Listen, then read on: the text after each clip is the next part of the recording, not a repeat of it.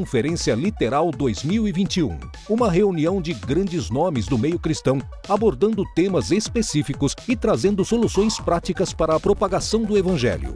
Realização Literal Books. Apoio Holy Digital. Rádio Transmundial. Sociedade Bíblica do Brasil. Web Rádio Frutificai. A nossa vida está cada dia mais corrida, não é verdade? Nós temos tantas coisas: o trabalho, a família, o trânsito, as contas para pagar, redes sociais. Quando a gente percebe, o dia acabou e nós nem pudemos parar para alimentar o nosso espírito. Acalmar a alma no momento de descanso é essencial para os dias de hoje. É preciso separar um tempo todos os dias. Parar, refletir, meditar e se alimentar da palavra de Deus. E isso pode ser uma atividade mais prática. A cada dia mais buscamos por ferramentas que nos apoiem e nos ajudem com dicas e orientações práticas da vida. Porque a programação é o que me ajuda, né, manter sempre foco, né? Isso me ajuda no meu atendimento, no meu desempenho, no meu trabalho, em tudo que eu vou fazer. Eu estou escutando a rádio, que para mim eu tenho como um companheiro. Das 11 da manhã às 23 horas, sempre estou ligado na Rádio Transmundial. É importante pensarmos no nosso conforto e praticidade, porém precisamos ir além, precisamos impulsionar o que acreditamos. Temos que nos multiplicar e estar presentes nos lugares que precisam do conforto da palavra.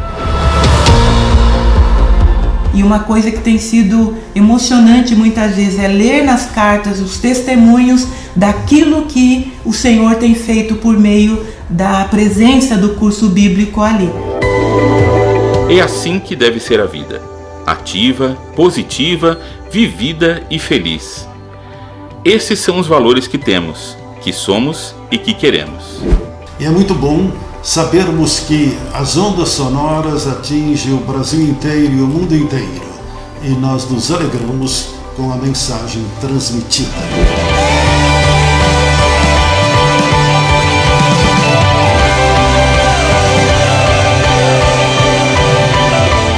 Fazemos parte da maior família do planeta e estamos aqui para te ajudar na sua caminhada da vida com Cristo, e podemos te ajudar no seu crescimento.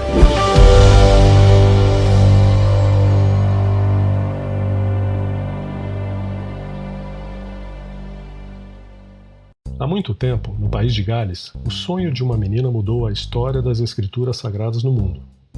Ela queria muito uma Bíblia para ser só sua. Esse sonho deu início a um grande movimento que implantou a primeira Sociedade da Bíblia em 1804. Tempos depois, em 1948, chega a vez das igrejas e cristãos brasileiros se unirem para fundar a Sociedade Bíblica do Brasil. Desde então, a SBB vem semeando a palavra de Deus e transformando vidas. Meu primeiro contato com a SBB foi no ano de sua fundação, em 1948. Eu tinha 6 anos de idade e, é claro, não tinha nem ideia do significado do gesto de meu pai.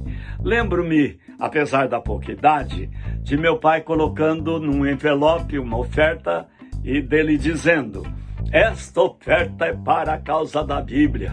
Junto ia um papel com o nome dos 4 filhos. Isso significa que me tornei voluntário da SBB desde a sua fundação. Ame esta casa, ela te pertence, que vem há 73 anos semeando a palavra que transforma vidas. Em 1962, o programa Luz na Amazônia passa a levar assistência às comunidades ribeirinhas de Belém do Pará. Em 1966, a SBB finalmente recebe do Conselho Nacional de Serviços Sociais o certificado de entidade filantrópica. Em 1987, é inaugurada a sede nacional da SBB na cidade de Barueri, em São Paulo. Mais tarde, em 1995, no mesmo local é inaugurada a Gráfica da Bíblia, que em apenas 2 anos de trabalho passou a produzir Bíblias também para outros países. Meu nome é Márcio, trabalho no setor de rotativa impressão há 15 anos e a minha chegada aqui na SBB foi em 2007. Eu não conhecia Jesus e de alguns anos para cá a minha vida ela foi transformada pela palavra de Deus. Minha história com a Sociedade Bíblica é uma história de amor. Trabalho na Sociedade Bíblica, vai completar 22 anos esse ano, em dezembro. Eu aprendi da palavra de Deus, trabalhando com a palavra de Deus e aplicando também na minha vida e passando para as minhas filhas. No departamento a gente lê a Bíblia, a gente está lendo a Nova Almeida Atualizada, todo dia a gente lê um capítulo. Vai completar 3 anos que a gente está fazendo isso, a gente não terminou. A gente está no caminho, então a gente vive também o que a gente trabalha.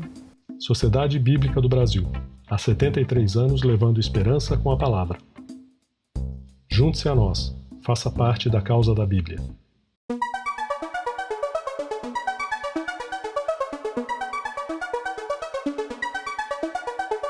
E aí pessoal, tudo bem? Que alegria receber vocês nessa conferência literal para falar sobre uma série de assuntos extremamente importantes para a vida da igreja.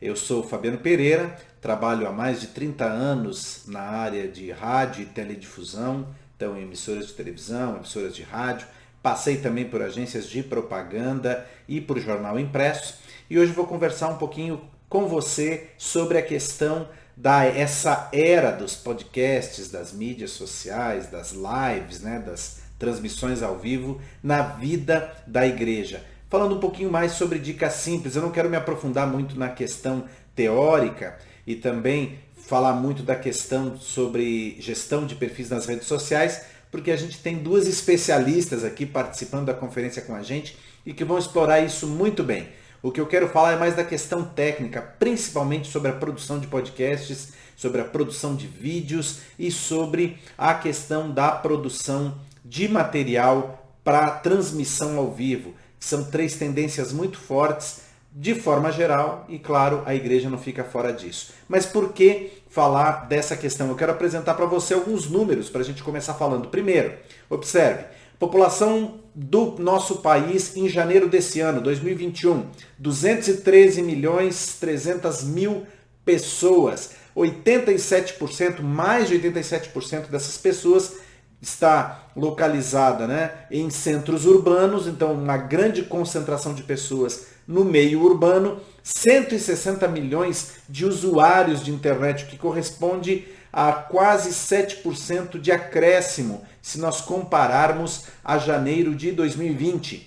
A penetração da internet hoje no Brasil, então, corresponde a 75% da população, ou seja, mais de 3/4 da população com acesso diário à internet. 150 milhões de usuários de redes sociais, gente que está no Instagram, gente que está no Facebook, gente que está utilizando o Twitter, que usa o YouTube com regularidade e assim por diante. Isso equivale a 70% da população brasileira. 205,4 milhões de conexões móveis no Brasil. Nós somos um dos países que proporcionalmente tem mais linhas de telefonia celular habilitadas. Isso é um fenômeno, porque em muitas casas não se tem um computador, sequer um notebook, mas se tem sim 1, 2, 3 aparelhos de telefonia celular e são esses smartphones os responsáveis por acesso à internet. Por isso que é muito importante nós levarmos essa informação em consideração quando formos produzir conteúdo. Isso equivale a 96% da população total do país. Quase 97% dos brasileiros têm acesso à telefonia celular. Tá joia? Vamos continuar um pouquinho mais? Muito bem, é por isso que nós vamos falar então sobre a era dos podcasts, as lives e as redes sociais. Essas plataformas que têm inundado as nossas vidas, nossas casas, nossas igrejas. E de que forma prática a gente pode utilizar isso, empregar isso para a promoção do reino de Deus. Muito bem, vamos seguir.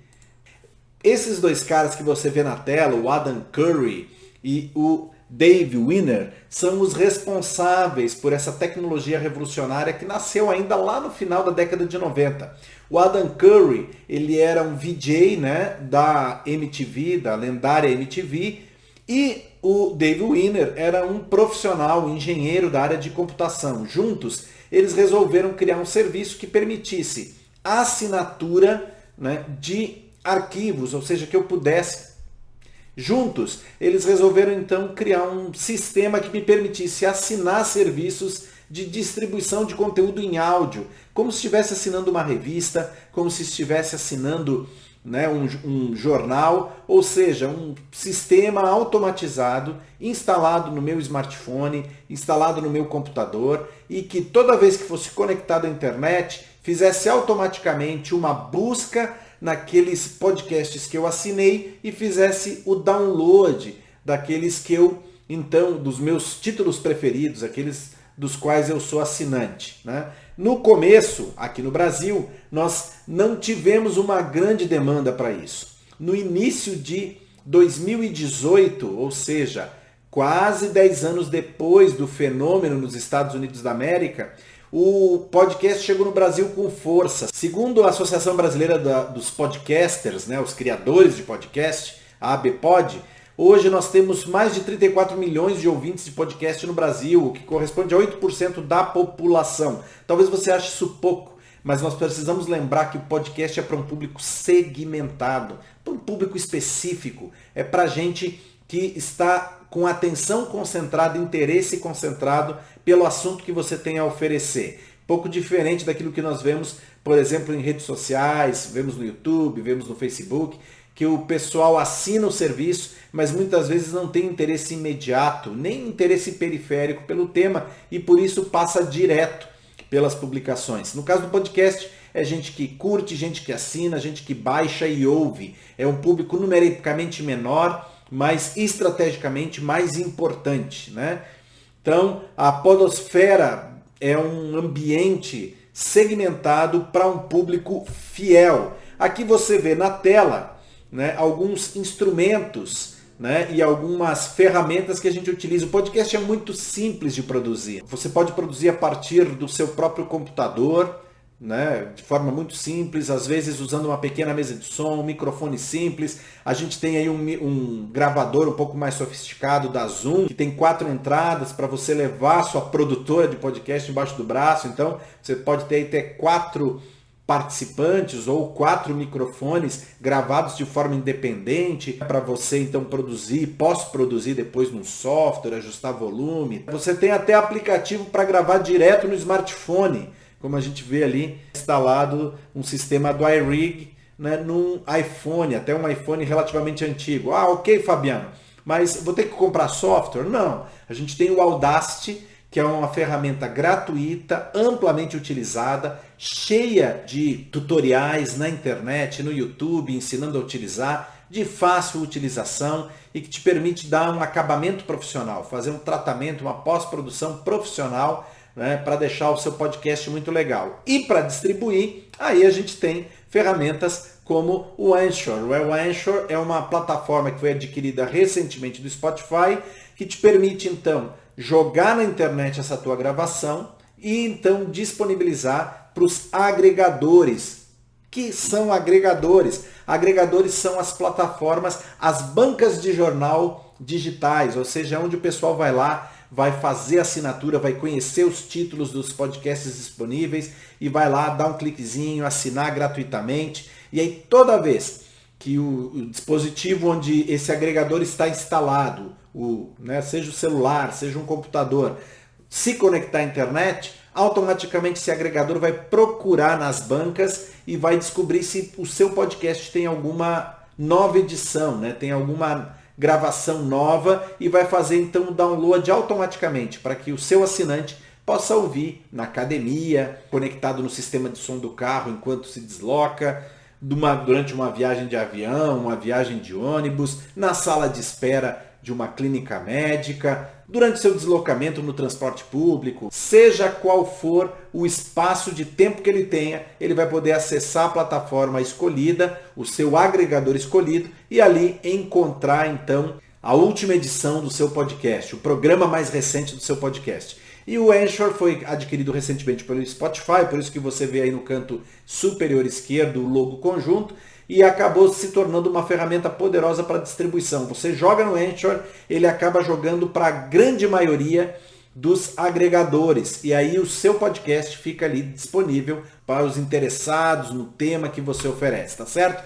Legal, quero fazer um podcast, Fabiano. O que eu faço agora? Né? Quais são os passos? Quais são as etapas? Então, vamos analisar aí com bastante cuidado algumas dicas simples, mas que vão te ajudar muito nessa produção. Primeiro, organize previamente a pauta e divida o roteiro entre os participantes. Não vai naquela coisa de ligar o REC e começar a gravar sem saber exatamente sobre o que você quer falar. É muito importante que você tenha um tema. Se esse tema estiver em alta na mídia, seja dentro da mídia gospel, né, da mídia ligada ao universo cristão, seja dentro da mídia de forma geral, mas temas em alta tendem a atrair de forma mais rápida engajamento, interesse por parte do público.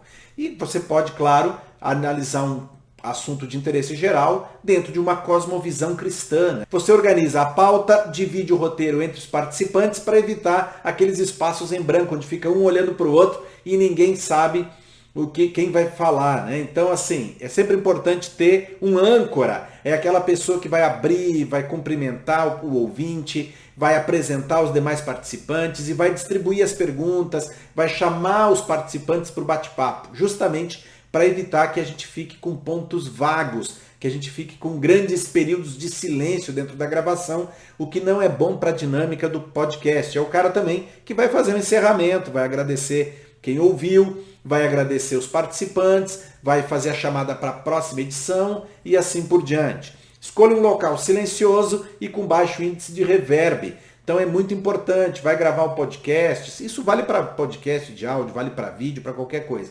Não dá para fazer, por exemplo, numa cozinha, onde as superfícies lisas são muitas, reflexivas. Não dá para ser um banheiro, pelo mesmo caso. Uma sala vazia também vai apresentar o mesmo problema, muitas paralelas, né? Paredes, o teto e o piso, que vão refletir muito o som. Então é importante um ambiente onde o índice de reverb seja adequado. Então, se é uma sala, mas uma sala que tem um tapete, um estofado, móveis de madeira, tudo isso vai ajudar a absorver esse reverb, esse eco que ficaria dentro da sala vazia. Um quarto onde eu tenho cama, né, tenho um colchão, tenho ali um guarda-roupa de madeira, tudo isso vai ajudando a absorver parte do som, evitando o eco. É importante, então, um local com baixo índice de reverb. Claro que você tiver um estúdio de rádio, uma sala preparada, melhor ainda. Mas se não, escolha um local onde eu tenha aí muitos elementos que vão absorver o som, estofados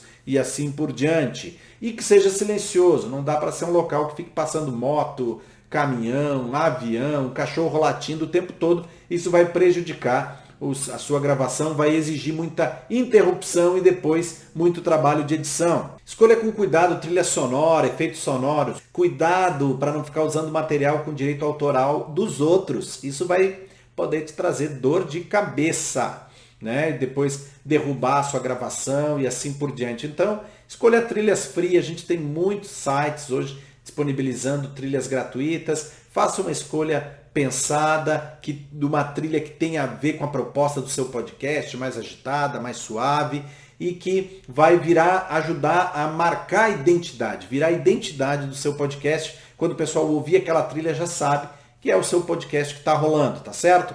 Invista tempo para uma edição de qualidade, para o produto final ficar legal, volume ficar alinhadinho, da voz de todo mundo, tá certo? E, por fim, mantenha a periodicidade dos programas. Gente, ó, não adianta criar um podcast legal se você faz um por ano. Não adianta você fazer um podcast legal se você faz um, depois faz outro 3 meses depois leva mais 6 meses para fazer um terceiro episódio.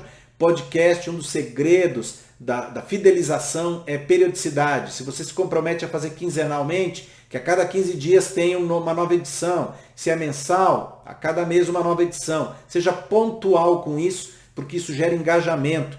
E use e abuse dos seus perfis, divulgue, crie uma fanpage no Facebook, crie um blog, se puder, crie um site, divulgue no Instagram, fotos, né, do backstage, da sessão de gravação, divulgue amplamente para alcançar bastante gente, para dar ciência para bastante gente que você está produzindo um podcast sobre determinado assunto e se for de interesse, a galera com certeza vai assinar, beleza? Eu vou colocar aqui embaixo para vocês algumas dicas de podcast de diversos estilos diferentes, para que você possa conhecer um pouco o que é possível fazer. Tem o Irmãos.com, né, talvez o mais antigo podcast cristão brasileiro em atividade, que já transpôs aí barreiras geográficas, já é ouvido no mundo todo, né, capitaneado pelo Paulinho e Adriana, que hoje são missionários na Espanha, há poucos meses mudaram para lá, mas que continuam produzindo, que tem um portal de notícias fantástico, sempre com conteúdo relevante. Tem também, como por exemplo, vou usar como exemplo aqui, o da nossa igreja, que na verdade nada mais é do que o registro da pregação do domingo. Algo muito mais simples e fácil, que é simplesmente recortar o áudio da gravação do domingo e disponibilizar para que aquelas pessoas que não puderam participar do culto do último domingo, ou as pessoas que gostariam de ouvir novamente, com mais atenção, tenham acesso a esse conteúdo de forma simples, fácil de produzir, fácil de distribuir. Entre tantos outros podcasts dedicados aí à questão do estudo teológico, aprofundamento de questões teológicas, bate-papo sobre assuntos do cotidiano, né, do cotidiano frente aí à cosmovisão cristã, como esse do Morada e tantos outros, tá certo? Então a gente tem muitos exemplos, entra lá, ouve, tira ideias, assina, acompanha, vale a pena, tá certo? Agora nós vamos falar sobre a questão do vídeo. E a questão do vídeo é uma questão muito importante. Por quê? A gente sempre se preocupa muito com qualidade de equipamento e software. Você pode ver isso claramente, né? Via de regra, quando eu atendo igrejas, a preocupação principal é que equipamento eu tenho que comprar, que software eu tenho que comprar, que configuração de computador eu tenho que comprar. Gente, é muito mais fácil fazer vídeo, seja para distribuição sob demanda, seja para transmissão ao vivo, do que se imagina. Mas o segredo está em conhecer a linguagem. Mais do que ficar preocupado com a qualidade do equipamento, que é sim algo importante, mas não é o primordial, a grande preocupação deveria ser conhecer a linguagem. Conhecendo a linguagem, dominando a linguagem, você produz vídeo de qualidade, transmissão ao vivo de qualidade até com smartphone. Tá certo? Vamos ver um pouquinho sobre isso? Muito bem, vamos lá. Então, o que nós temos aqui? Se você está vendo aí esse diretor fazendo esse movimento, que a gente chama de enquadramento, você deve ter visto muito em filmes isso, né? O cara fazendo isso, o cara fazendo isso e tal. Na verdade, ele está fazendo uma análise de recorte, de plano, de enquadramento para uma cena, né? Com aquilo que ele tem, o recurso que ele tem disponível no momento, que são as mãos dele, tá certo? E nós vamos agora falar um pouquinho então sobre a questão dos planos de enquadramento e sobre posicionamento na frente da câmera e de que forma isso dá um aspecto muito mais agradável para quem assiste. Vamos lá então? Aí você vê um desenho representando os 6 principais planos que nós conhecemos. Gente, boa parte daquilo que você assiste no cinema, boa parte daquilo que você assiste na televisão obedece a essa regra de planos. Seja uma propaganda de 30 segundos de creme dental, seja um longa-metragem de 3 horas, tudo vai se resumir a uma sequência de trocas de planos que se enquadram dentro desses 6 planos, que vão do plano geral ao plano detalhe, né? O super close, como alguns diretores vão chamar. Plano geral, ele efetivamente é aquele plano mais aberto, que mostra com muita clareza o ambiente no qual o personagem, o objeto, a pessoa, o animal, seja o que for que você estiver gravando, se localiza. Então é para dar uma ideia de localização, de ambiente, gerar ambientação para quem está assistindo. Quando a gente cai para o plano conjunto, a gente começa então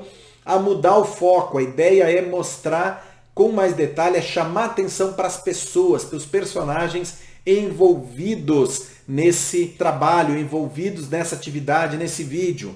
E tem esse nome plano conjunto porque, via de regra, envolve mais de uma pessoa, 1, 2, 3 pessoas, algo que a gente vai ver muito em telejornal, em revista eletrônica, né, de domingo à noite, quando a gente tem um casal de apresentadores ali conduzindo o programa. Então, plano conjunto. Plano americano, ele já tem um corte. Então, assim, você já não vê a pessoa de forma geral, você não vê a pessoa, né, de corpo inteiro, você tem um corte ou na altura da coxa ou na altura da canela. Gente, uma questão muito importante que eu quero chamar a sua atenção aqui, tá? Uma questão muito importante.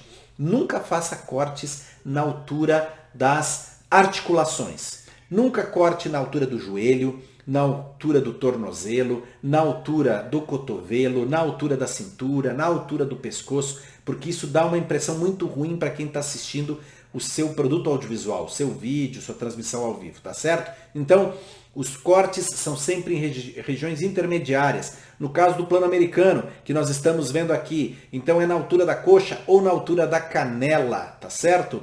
Vamos subir então, vamos falar ali do plano médio. O plano médio logo acima da cintura, na altura do seu umbigo, tá certo? Na altura do seu umbigo.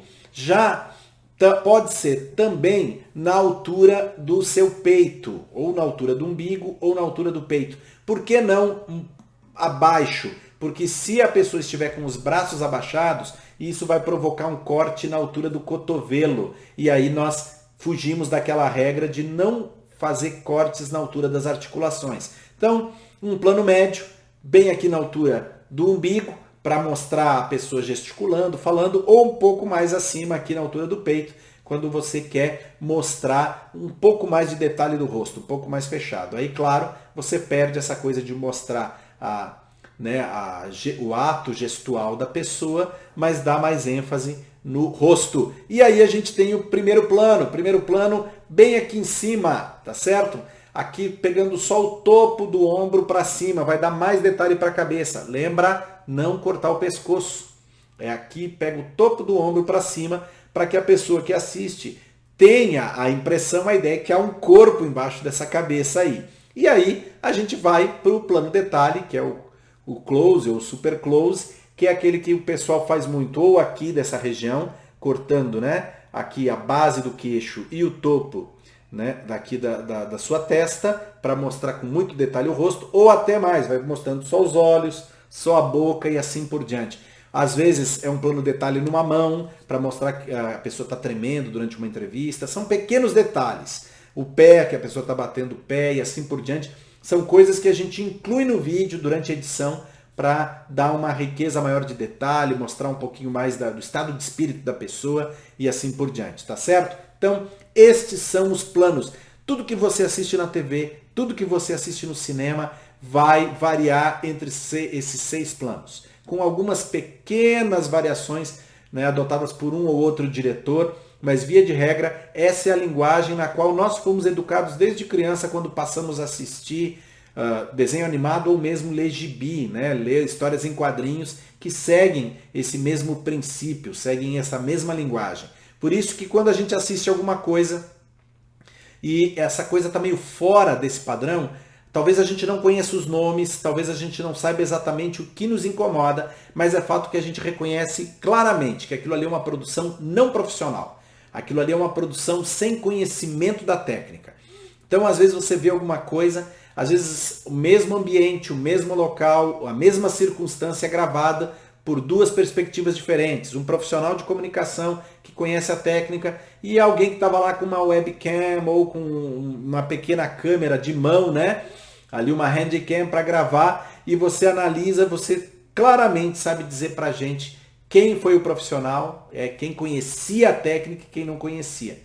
No mesmo local, no mesmo horário, no mesmo evento. Por quê? Porque nós fomos educados dessa forma desde criança, através do hábito consumo por conteúdo audiovisual, né? Que nós, no caso, de forma muito particular, os brasileiros, temos, né? Uma das nações que mais consome conteúdo audiovisual na média horária no mundo, se não a que mais consome. Então, se tem alguém que conhece de audiovisual, mesmo sem saber nome e coisa do gênero, é o brasileiro. Vamos em frente?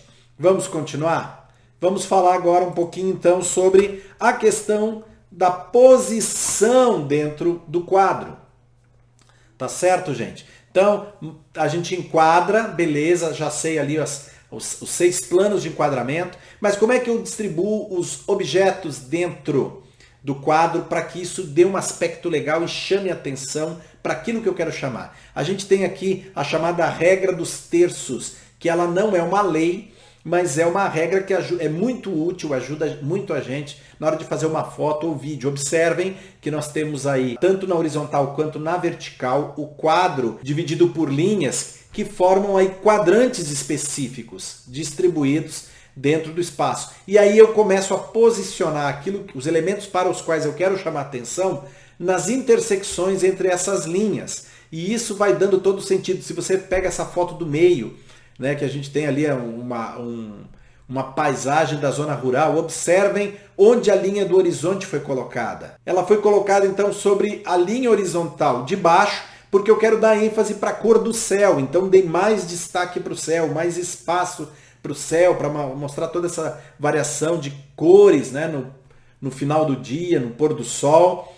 Poderia ter invertido? Poderia. Se eu quisesse dar mais ênfase, por exemplo, à área da fazenda, ao gado, poderia ter jogado essa linha do horizonte para cima. E aí eu daria menos espaço para o céu, ok? Mesma coisa aqui, você vê no seu canto inferior direito, o rapaz ali posicionado. Um rapaz, estou gravando uma pessoa de frente e quero que toda a atenção esteja nele. Então o que eu vou fazer? Eu vou efetivamente colocar ele na linha aqui, né? Então se você dividiu aqui em linhas, ele está com a linha do olhar na linha horizontal superior. Assim você tem pleno controle da atenção do público em relação à pessoa que você está gravando. Muito utilizado em telejornal e coisa do gênero, tá certo? Então, a linha dos olhos acaba ficando ali na linha superior, na linha horizontal superior. A gente precisa lembrar que muitas câmeras, sejam câmeras, até a câmera do smartphone, tem esse recurso. Você só precisa habilitar o grid, né? O chamado grid, que vai te servir de auxílio para fazer esse posicionamento e não vai aparecer no registro de vídeo ou no registro da foto. É simplesmente um recurso auxiliar para te ajudar aí no processo de montagem, de composição da sua imagem. Vamos seguir então? Vamos lá. Tá certo? A gente tem ali um exemplo, uma paisagem, um exemplo no canto superior direito, né, da moça ali. Eu estou dando... Por que eu não coloquei a fotógrafa no meio? Desloquei ela para o lado esquerdo, porque ela está virada para o lado direito e eu quero então dar ênfase na atividade que ela está fazendo. Então eu levo a pessoa que está vendo essa foto, essa imagem ou esse vídeo a ficar pensando o que será que ela está fotografando. Porque eu estou dando então um recuo, né, permitindo que fique com mais espaço na parte frontal dela, ou seja, para o lado para o qual ela está voltada. Isso ajuda na composição da imagem, isso ajuda na dinâmica. Vamos lá, Fabiano, vou gravar ou vou fotografar com o smartphone. Tem posição certa? Aí, gente, a questão é, para que você vai utilizar esse material? Veja bem, se você está produzindo material para ser exibido numa tela de computador, num aparelho de televisão, né, no YouTube ou coisa do gênero, necessariamente você precisa gravar com seu smartphone na horizontal. Para evitar que aconteça isso que você vê, eu vou tirar minha imagem da frente aqui, para evitar que aconteça isso que você vê aqui, né? Na hora de reproduzir, o sistema precisa preencher com duas grandes colunas pretas, porque a imagem não obedece às proporções da tela. Então, a não ser que você vá gravar para o Instagram, a não ser que você esteja, né, fazendo uma foto para criar um post específico para o Instagram, por exemplo, então não justifica você gravar com o smartphone em pé. Use sempre ele na posição horizontal. Inclusive quando você for fazer uma videochamada, né, a não ser que você vá participar de uma live no Instagram, que divide, né, na vertical. Agora, se você vai usar como webcam para participar de uma live em qualquer outra ferramenta ou qualquer outra plataforma, deixa na horizontal, que aí a distribuição da imagem, a composição vai ficar muito mais fácil. Vamos seguir. Então, gente, algumas questões muito importantes que nós precisamos lembrar. Primeiro, vai gravar com o celular, vai gravar com o smartphone, use sempre no modo manual, foco e controle de exposição. Ô Fabiano, como é que eu faço isso, Fabiano? Vamos lá, vou mostrar para você aqui, espero que você consiga ver aí, tá certo? Vou colocar aqui e você vai ver que eu vou travar o foco. Observe. Tá vendo que ficou amarelinho? Deixa eu pegar aqui embaixo. Acho que aqui vai ficar melhor. Ó. Se você observar, ó, bloqueou ali. Escreveu block AFAE. Tirei o dedo. Posso virar para onde for que o foco e a exposição continuam ajustados aqui para o meu microfone, para a câmera, para o equipamento que eu trouxe para mostrar para vocês, tá certo? Ah, mas eu quero desbloquear. Pronto, clicou de novo, desbloqueou. Vai mudar completamente, ó, vai fazer o foco lá em cima e assim por diante. Vou travar o foco lá em cima, vamos lá. Tirar a mão da frente aqui e vou travar lá. Ó. Travei, fez o foco, tá vendo? Vou virar aqui, ó. Tá fora de foco e ele não ajustou. Por quê? Porque está travado lá em cima. Isso é muito importante para a gente. Por que que é importante para a gente? Porque evita que, às vezes, a pessoa mexeu a mão na frente, o foco fugiu. A pessoa deslocou para frente ou para trás, o foco fugiu. Ou, sei lá, alguém fechou uma porta que estava iluminando, aí a exposição começa a ficar louca e ficar procurando ajuste de luz. Então, para evitar esse tipo de problema e para dar um aspecto mais profissional, a gente trava a exposição e a gente trava o foco na hora que já definiu o que eu vou captar de vídeo, principalmente. Foto é instantâneo, a gente não tem tanto esse problema, até porque é o momento do clique. Agora, vídeo eu travo antes de começar a gravar, tá certo? Vamos seguir, gente. O que mais? Grava sempre na resolução mais alta que o teu aparelho, seja tua câmera do celular, seja a tua handcam, a tua máquina fotográfica que filma, sempre na resolução mais alta, porque depois é possível reduzir a qualidade na exportação, tá certo? Ah, eu preciso de um vídeo mais leve, eu consigo fazer o que nós chamamos de down converter.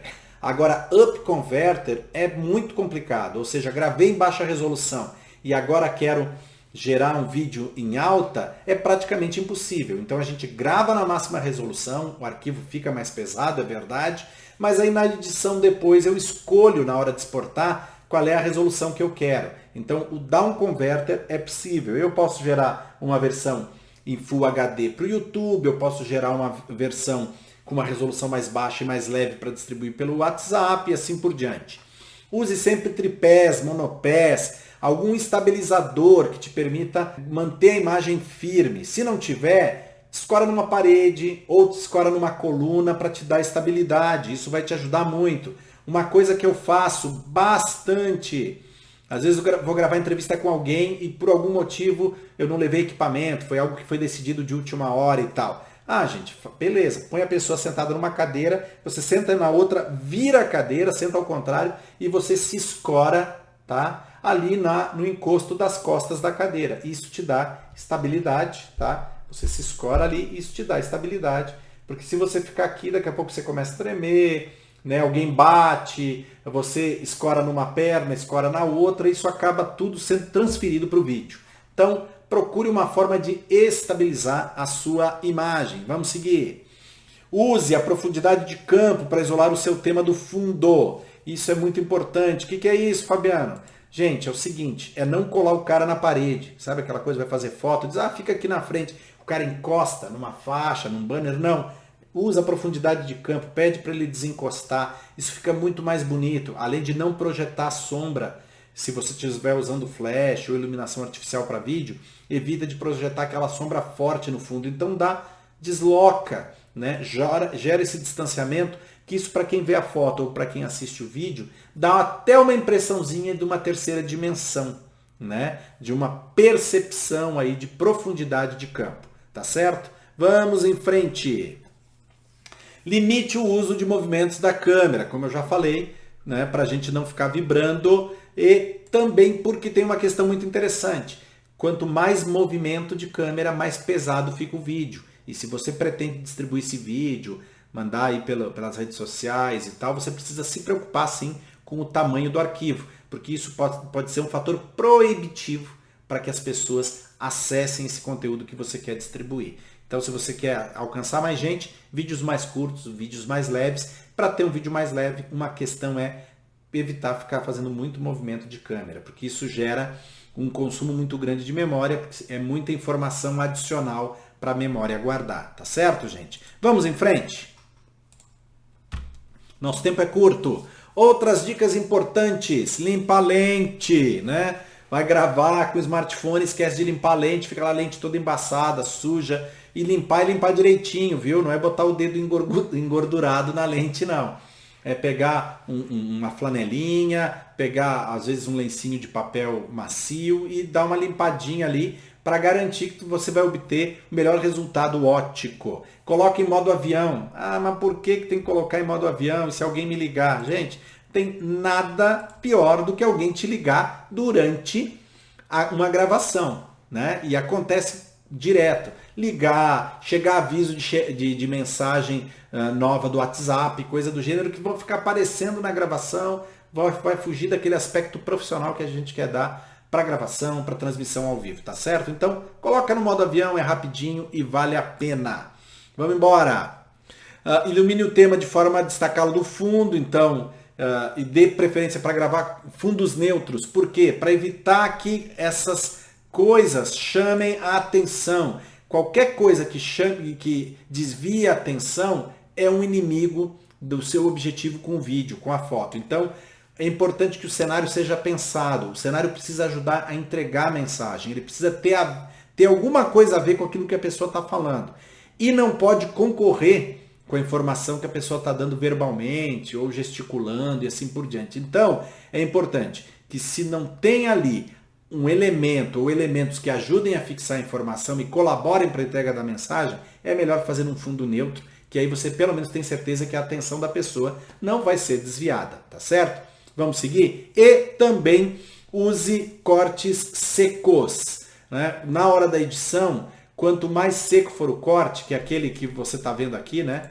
Isso aqui é um corte seco, ó. Cheguei e voltei, vou fazer uma troca. Isso é corte seco, não é aquela transição que vai suavizando, né? Sumindo um e aparecendo o outro. Quanto mais corte seco você utilizar, mais leve fica o arquivo. Falando aqui sobre questão de praticidade para entrega de conteúdo, para ter um arquivo leve, tá certo, gente? Então, ó, cortinho seco, né? Aqui eu vou usar um picture in picture, que é um quadrinho dentro do outro, né? Mas que também tem que ser usado com muita sabedoria para não ficar cobrindo o texto, como acontece nesse aqui agora. Vamos em frente? A questão do áudio é uma questão problemática, nós vamos falar mais sobre áudio, especificamente na hora que nós falarmos sobre transmissão ao vivo. Vamos em frente. Muito bem, luz, Fabiano falou de iluminação. Gente, a gente trabalha com o princípio básico da iluminação de 3 pontos. Se você compreender esse princípio, tendo equipamento ou não tendo, gravando com luz natural, você vai conseguir seguir esses princípios e obter um resultado muito melhor do seu vídeo, da sua foto, tá certo? Vamos analisar então? Eu, claro, estou utilizando aqui, para exemplo, o uso de equipamento profissional de estúdio, mas não se restringe a isso, tá? Para a adoção da técnica da iluminação de 3 pontos. Vamos nós então. Você tem na tela aí, no primeiro quadrinho, no quadrinho A, o registro da luz principal, essa que aparece bem ao lado da câmera ali, né? E que é uma luz, se você observar, uma luz mais dura. O que é uma luz dura, Fabiano? É uma luz mais forte, uma luz que gera mais sombra. Se você olhar ali na região posterior do rosto da moça, na figura A, vai ver que como essa iluminação ela está colocada mais à direita da câmera, o lado direito do rosto da moça, ou seja, o lado posterior, ele aparece com uma sombra pronunciada. O rosto, o pescoço, o cabelo fica bastante na sombra. Por conta disso, a gente acaba usando uma luz soft, que é uma luz atenuada, ou seja, geralmente uma luz que tem ali um difusor na frente, não é uma luz direta, e que aparece do lado posterior, no lado esquerdo ali, e que está representada no quadrinho B. Então, no quadrinho B, você vê ali o resultado só da luz soft, né, do lado posterior, então, que tem a função clara de reduzir um pouco essa sombra pronunciada gerada pela luz forte da luz principal, da luz A, ok? E por último, a gente tem ali o contraluz, que ele vem, na verdade, de cima, atrás, e que tem a função de gerar aquele recorte que eu falei para vocês anteriormente, deslocar do fundo, dar aquela ideia de tridimensionalidade para quem vê a foto ou assiste o vídeo. Então você observa ali que parte do cabelo e do ombro, né, estão iluminados justamente para destacar a pessoa do fundo. O resultado a gente vê ali na imagem D e E, na parte de baixo, que é então as 3 fontes acesas. A fonte A, mais forte, a principal, que tem a função de tirar efetivamente da escuridão a pessoa ou objeto que a gente está gravando. A soft, né, que é a B, que faz essa contraposição ali para reduzir um pouco aquela sombra muito forte que a luz A, que é a luz principal, que é a mais forte, deixa. E a luz C, que é o contra, dando aquela iluminada no cabelo, né? E dando aquele recorte do fundo, destacando em relação ao fundo. Se você comparar em relação à A, vai ver que na A gente não sabe o que tem atrás da moça. Dá a impressão que é uma parede preta. Parece que ela está encostada numa parede preta, num pano preto. Quando a gente vem para composição completa, nessa imagem maior, você vai reparar, então, vai perceber que não, que é uma janela, que ela está a uma certa distância da janela, tudo isso graças a essa luz de recorte. Beleza, gente? Ah, Fabiano, mas aí eu tenho que comprar equipamento de estúdio? Não necessariamente, gente. A gente faz isso até com a luz do sol e com o uso de rebatedores. Quer ver?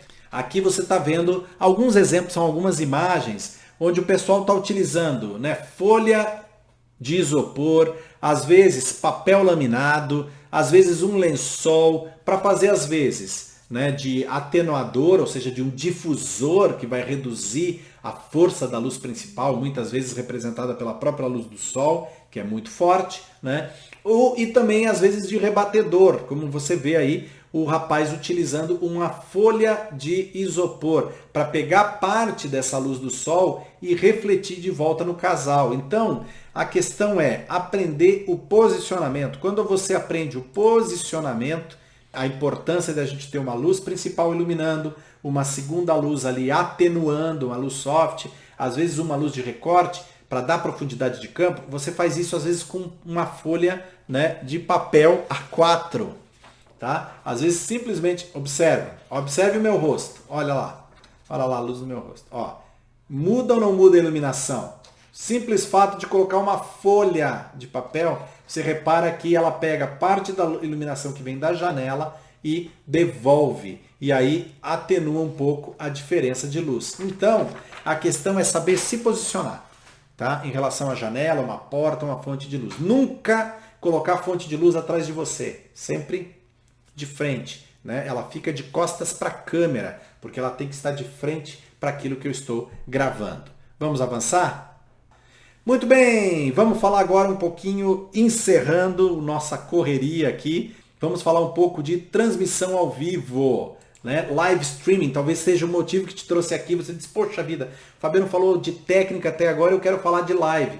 Gente, tudo aquilo que nós falamos é extremamente importante. Por quê? Porque na live nós vamos utilizar iluminação, enquadramento, né? A questão do enquadramento, posicionamento dentro do enquadramento, tudo isso é importante para dar um aspecto mais profissional para o conteúdo que nós estamos gerando. Seja, como eu falei, vídeo gravado, seja, né, transmissão ao vivo, segue os mesmos princípios. E isso faz toda a diferença para quem assiste. Vamos lá, então? Eu apresento para vocês aí 2 tipos de plataformas. São só exemplos dentro de um universo que a gente tem hoje, tá certo?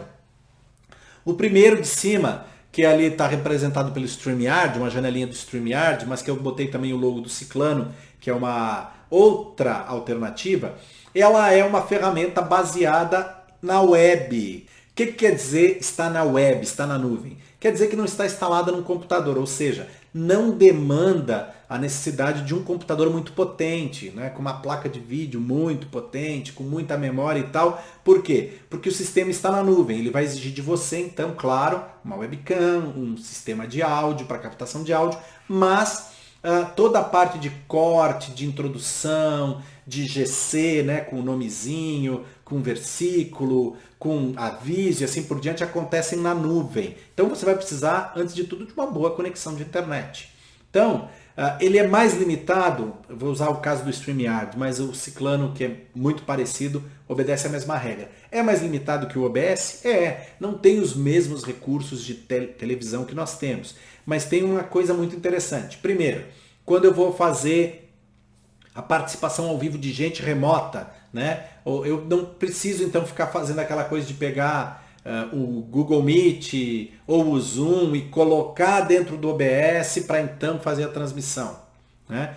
Quando eu uso uma ferramenta como o StreamYard, ela já naturalmente faz isso a partir do momento que você manda um link de convite. A pessoa entra na sua chamada, se você autorizar, você pode ter ali até 10 pessoas de 10 pontos diferentes do planeta participando, né? Desde que todos tenham conexão à internet, tá certo?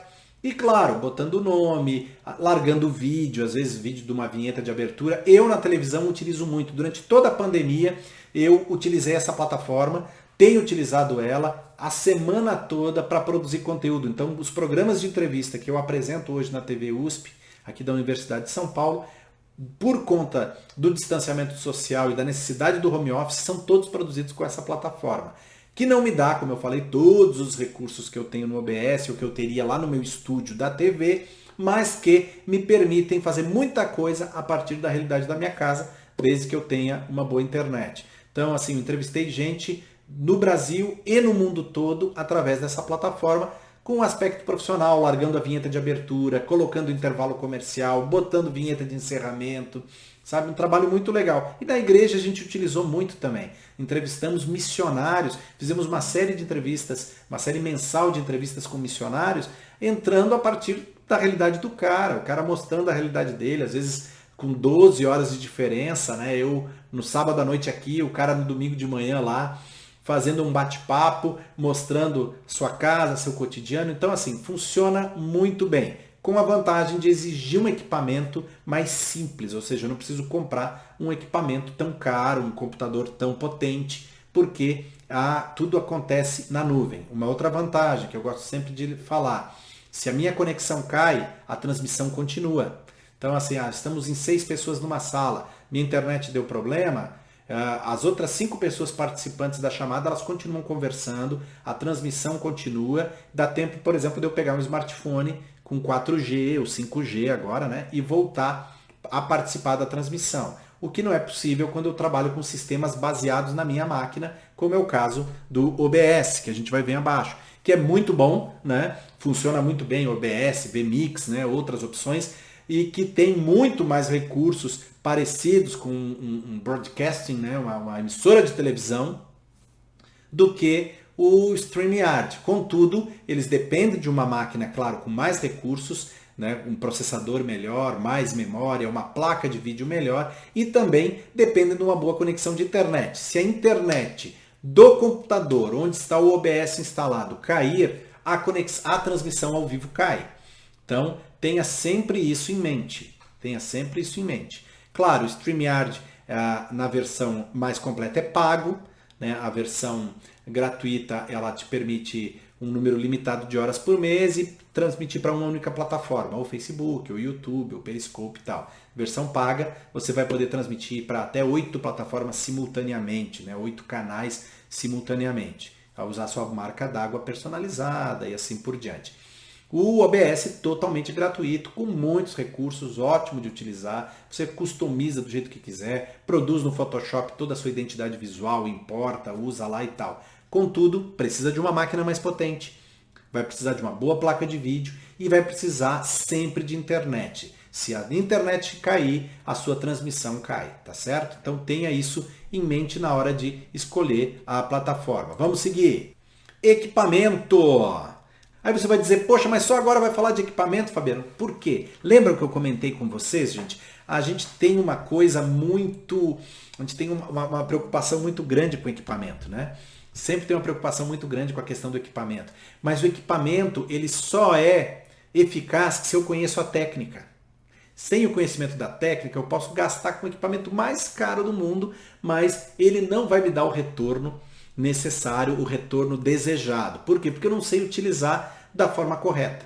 Agora, claro, se eu domino a técnica, aí eu tenho uma infinidade de possibilidades de equipamento. Eu vou compartilhar com vocês algumas dessas possibilidades. Você tem desde uma pequena Logitech Brio, que eu estou usando agora para conversar com vocês, que é uma pequena webcam, mas que já grava em 4K, né? Talvez seja aí a limousine, o Rolls Royce, né, das webcams, pela qualidade que tem, mas você tem também a possibilidade de usar a sua própria máquina fotográfica, através hoje, tanto Nikon quanto Canon disponibilizaram um aplicativo para você usar a saída USB e transformar sua câmera fotográfica numa webcam para sua transmissão ao vivo, funciona perfeitamente. Claro que restrito a alguns modelos, não são todos os modelos das marcas. Você tem as handcams, né, as próprias handcams. Você tem ali uma Osmo Pocket, né, que eu vou mostrar para vocês. Você tem o seu celular e assim por diante. E claro, você tem recursos mais sofisticados, como esse que aparece aí na barra em preto, né, que são as câmeras robô e, por exemplo, um pequeno switcher para até 4 câmeras. Ô louco, Fabiano, é verdade, a câmera robô tá aqui, né, com a entrada, uma saída HDMI, né, a saída HDMI aqui, uma saída de rede para que você possa fazer o comando remoto dos movimentos dela. Se não tiver, não tem problema, você pode gravar, né, até 10 posições aqui previamente e depois só carregar a posição com o controle remoto e ela vai automaticamente, zoom in, zoom out, gira para a esquerda, para a direita, para cima, para baixo, tranquilamente, tá certo? Então funciona muito bem, né? Já é Full HD, no caso dessa aqui é Full HD, já existem até umas mais caras que fazem 4K, mas eu não vejo necessidade, principalmente quando a gente está falando de transmissão ao vivo, né? Até porque não adianta transmitir em 4K e transformar a possibilidade de assistir em algo proibitivo. E aqui o switcher que você viu ali, é um pequeno switcher, né? 4 entradas HDMI, você vê aí, para até 4 câmeras ou 3 câmeras e um computador que vai servir para rodar vídeo gravado, né? Como um player, coisa do gênero. Aí a parte da configuração você que faz. Aí tem uma pequena tela que você viu na imagem, ela se divide em 4 para mostrar, para você dar o preview das 4 entradas e os botões aqui, onde você endereça, decide, eu quero o botão 1, virou o manche, ele vai mudar para o botão 1 e assim por diante, você vai selecionando e girando. Funciona bem com a vantagem que, nesse caso específico, ela tem nesses botõezinhos aqui, além do acesso ao menu, ela tem o controle da câmera robô, ou seja, se você usar com a câmera robô, você vai conseguir controlar remotamente por aqui. Então o movimento da câmera robô também você vai conseguir fazer. É uma opção um pouco mais avançada, um pouco mais onerosa, é verdade, mas não proibitiva, porque já foi muito mais caro, algo que a gente viu aí no decorrer dos últimos meses, né? Dos últimos anos, mas assim de forma muito particular dos últimos meses, é que o acesso ao equipamento ele ficou muito mais fácil, porque apareceram muito mais opções como essa no mercado e a gente acaba então tendo muito mais recurso, às vezes a um custo menor, comprando parceladamente, assim por diante, tá certo? Vamos lá. Ali no canto superior direito, tem a Neo ID, né? Você vê ali a Neo ID, que é na verdade uma plaquinha que vai pegar o sinal da sua câmera HDMI, que pode ser ou a câmera robô como essa que eu mostrei, ou sua própria handcam, né, sua câmera de mão aí, e conectar a uma entrada USB do computador. Para que isso? Para facilitar a sua conexão da câmera ao computador, se você estiver usando, por exemplo, né, o OBS. Beleza, vamos falar agora para a gente fechar um pouquinho do som. Fabiano, e quanto ao som? Esse é problema, hein? Esse é problema. Como dá problema? Gente, por quê? A gente geralmente se preocupa muito com imagem. Isso é recorrente. Eu vou visitar igrejas, eu vou atender, desenvolver projetos, vou dar treinamento, consultoria. A gente vê o pessoal muito preocupado com a câmera, lente, assim por diante.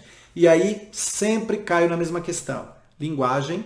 O pessoal desconhece a linguagem, muitos são voluntários, não são da área de comunicação, e aí não é uma preocupação em se apropriar da linguagem para poder utilizar o equipamento e tirar o melhor do equipamento, né? Então, não há conhecimento da linguagem e há uma visão muito errada de que audiovisual é só imagem. Não é. O som é importante.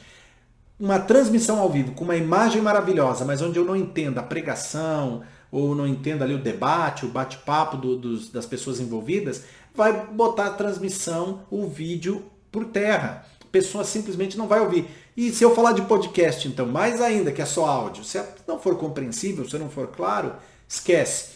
Então, gente, muito cuidado. Vou tirar o áudio direto da mesa. Eu estou dando algumas sugestões aqui para você. Observa aí. Vamos lá. Use microfone de lapela ou o handset, né? Locais públicos barulhentos. Não fica confiando no microfone. Estou gravando com o celular. Não confia no microfone do celular. Vou dizer por quê. Salvo raros modelos mais sofisticados, Geralmente o microfone que é utilizado é o mesmo microfone do fone, aqui, da conversação. E ele fica virado para o cinegrafista, não para a pessoa que está falando. Então o que acontece? Muitas vezes estou gravando aqui num lugar muito ruidoso, no meio da rua, movimento de carro, gente passando, vai captar mais o som de trás do que a voz da pessoa que está ali dando a entrevista, apresentando o programa.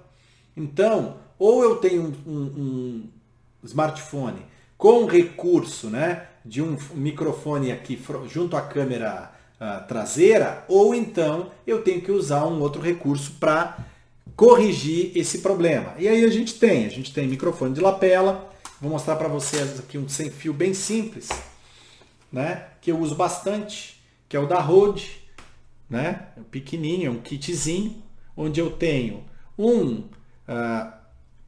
receptor que tem a saída de cabo aqui que eu posso conectar ou numa câmera fotográfica, né, na própria, essa pequena Osmo que eu mostrei para vocês, Pocket, tem uma entrada para microfone, ou mesmo no smartphone, tá certo? Eu tenho o transmissor, que ele já tem um clipezinho também, para eu não precisar nem botar lapela. Eu ponho ele direto na roupa, posso botar ele inclusive por dentro, escondido, para dar uma escondida, porque o microfone está aqui, ó, embutido nele. Tem um microfone embutido nele. E se eu não quiser, esteticamente não está legal e tal, aí eu posso simplesmente pegar um microfone de lapela, né, e conectar nele. Né? Eu tenho lapela aqui, só para mostrar para vocês. Eu tenho um microfone de lapela, né? E aí eu vou conectar. Ele, além então de ter o microfone embutido, ele tem uma entrada para o microfone externo. Aí sim, eu escondo ele na roupa, passo o fio por dentro da roupa e fixo lapela no meu, né, aqui na lapela da roupa, tá certo? Fabiano, mas aí eu não tenho grana. Lembra do seu microfone do smartphone? Ele funciona. Aqui eu tenho um que é da JBL, né? Ele tem aqui o microfone no corpo do fio, coisa que eu faço muito na gravação dos programas usando o StreamYard, dos programas de TV que eu produzo aqui em casa durante a pandemia. Eu acabo usando ele, vejam, tá aqui por dentro da minha roupa. Eu vou usar esse aqui como retorno, para que eu possa ouvir meu interlocutor que está sendo entrevistado. E desse aqui, eu vou fazer um microfone de lapela, ó. Eu vou passar ele de volta por dentro da roupa e ele fica aqui. Você vê aí, ó, ele está aqui, escondidinho na lapela da roupa. Então eu ouço a pessoa e aqui eu tenho o microfone e eu consigo interagir e dou um aspecto melhor do que se ficar aquele microfone que a gente vê nas lives, né, por fora da roupa, camisa preta, o cabo do fone é branco, então dá aquela melhorada, dá uma estética, né, esteticamente fica um pouco mais adequado. Passei por dentro da roupa, né, e pronto, tá aqui o microfone colocado, funcionando perfeitamente para a minha transmissão ao vivo, tá certo? Se não for possível, se não der, você não tiver nenhum desses recursos à mão, sem problema. Você vai fazer o quê? Você vai pegar e vai procurar um local mais tranquilo e com taxa de reverb, o mesmo caso do podcast. Uma taxa mais baixa de reverb, de eco, um local com um pouco ruído externo para que o próprio microfone da câmera, da sua câmera, né, o embutido da câmera ou o embutido do smartphone captem a voz da pessoa entrevistada, da pessoa que está dando depoimento com mais clareza. E pede para a pessoa falar um pouco mais alto, tá certo? Aí eu já falei do fone e microfone, né, do próprio aparelho que acaba servindo também de equipamento. E alguns exemplos, a gente tem hoje microfone, né? A gente tem esses adaptadores aí, inclusive com pré-amplificador, como esse iRig Pré aí, que vai com uma bateria de 9 volts, para usar um microfone de estúdio, se for o caso, e gravar o áudio com mais qualidade no seu smartphone. A gente tem o próprio iRig, né, um microfone da iRig, que aí vai usar, em vez de usar um microfone comum com o pré-amplificador de adaptador, já vai usar o microfone deles mesmos. Já vai usar o microfone produzido por eles mesmo, para conectar diretamente no smartphone. A gente tem esse adaptadorzinho pequeno da Boya, né, que vai te ajudar a conectar um microfone P2 comum. A gente tem esse Videomic lá de cima, que você está vendo aí, que vai conectado direto, que é um boom, né? Então ele vai conectado no smartphone e aí ele consegue então criar uma zona de cancelamento. É muito parecido com aquilo que a gente vê nas câmeras, sabe aquele microfonezão grande nas câmeras, o boom que a gente chama, né? Que é esse aqui, o microfone grande, né? Esse aqui é aquele Videomic ME que aparece em cima, inclusive da mesma marca, da Rode. Esse aqui é para montar em cima da câmera, né? Tem a sapata aqui para montar em cima da câmera, e na verdade ele é um microfone que a gente chama de grande cancelamento, ou seja, ele cancela tudo que é ruído lateral e ele capta só o que vem efetivamente de frente para a cápsula. É o mesmo princípio daquele que está ali em cima e que foi desenvolvido especificamente para usar em smartphones. Então ele vai conectado direto no corpo do smartphone, beleza? Então, gente, dentro de 50 minutos, que é o tempo que me foi dado, eu corri bastante para a gente falar sobre podcasts, para a gente falar sobre a questão da produção de vídeo, sobre demanda para distribuição via YouTube, WhatsApp, e para falar um pouquinho sobre essas lives. Não entrei muito no assunto de redes sociais, porque a Elis vai falar bastante sobre isso, e ela é uma autoridade no assunto, e as redes sociais para a gente, na verdade, dentro desse contexto, elas servem como plataforma de distribuição de conteúdo. Mas para que elas trabalhem com eficiência, eu preciso produzir conteúdo com qualidade. Estética bonita, áudio bonito, tudo bem pensado, um roteiro bem elaborado, né? Uma construção de imagem, uma direção de fotografia legal, para que então isso se torne atraente. E aí tanto o conteúdo quanto a forma de apresentação desse conteúdo despertem atenção e gerem engajamento. Então, seja no seu podcast de áudio, que pode ser distribuído gratuitamente, seja aí na sua produção de vídeo, na sua live streaming, né, na sua transmissão ao vivo das atividades da igreja, da entidade que você representa, leve em consideração essas pequenas dicas. E tudo mais que você precisar, eu estou à disposição, tá certo? Vou deixar aqui para você os meus contatos e você, por favor, sinta-se muito à vontade para conversar comigo. Aí tem o meu e-mail, tem o meu Telegram, eu estou migrando, saindo do WhatsApp, ainda uso, mas eu estou migrando aí definitivamente para o Telegram, tá? Então tem aí os perfis da minha consultoria e o meu perfil pessoal no Instagram. Tem também o meu canal, né, da empresa, da consultoria no YouTube, e o canal da igreja, que é o Pastoreio, a Igreja Metodista em Araras, no interior do estado de São Paulo, que começamos agora, assumimos a responsabilidade em dezembro de 2020, né, e estamos à frente ali da comunidade, e também algumas fanpages no Facebook, tanto a da consultoria quanto a de uma iniciativa que eu produzi totalmente com smartphone, que é o Conexão Digital, que é uma série de entrevistas com profissionais da área de comunicação digital, a área na qual eu lecionei, né, na área na qual eu coordenei cursos de graduação e pós-graduação por mais de 10 anos, junto ao Centro Universitário Senac e junto à Universidade Metodista de Piracicaba, a Unimep. Então, fica aqui o meu recado, ficam aí os meus contatos, eu sigo à disposição de vocês e espero que muito em breve a gente possa voltar a conversar. Sintam-se à vontade para escrever, para ligar, nós estamos à disposição de vocês, esse é o nosso ministério. Que Deus te abençoe e que essas rápidas informações ajudem muito, né, na propagação da mensagem do Evangelho e no crescimento da obra que Deus tem feito na tua vida e através da tua vida. Um grande abraço e até o nosso próximo encontro. Tchau!